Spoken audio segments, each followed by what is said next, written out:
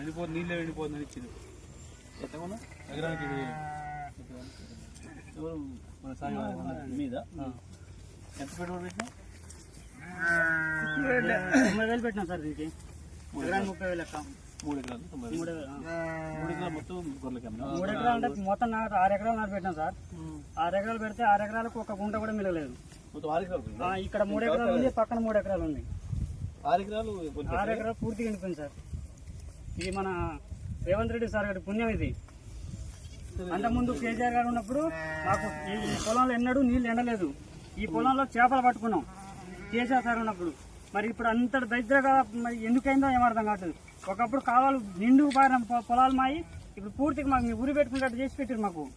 ఇట్లా ఎంతమంది ఇక ఈ ఏరియాలో ఒక 300 ఎకరాలు ఉంటుంది సార్. ఇక్కడ ఏ ఊరిది? ఈ గాజుల మల్కాపురం పెన్బాడ్ మండలం సార్. ఇది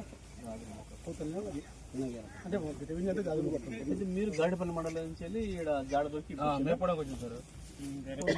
ఎండిపోయిన పొలం వీళ్ళ బంధువులు వాళ్ళకి జాడ చెప్తున్నారు అన్నమాట. ఇక్కడ ఎండిపోయిన పొలాలు దొక్కుతున్నాయని వచ్చి 4 బోర్లు వేసినా సార్. 4 బోర్లు వేసినా సుఖ నీళ్ళు పడలేదు ఇంతవరకు. ఇప్పుడు మళ్ళీ 3 కూడా పొలం కాకుండా మళ్ళీ 4 బోర్లు వేసిన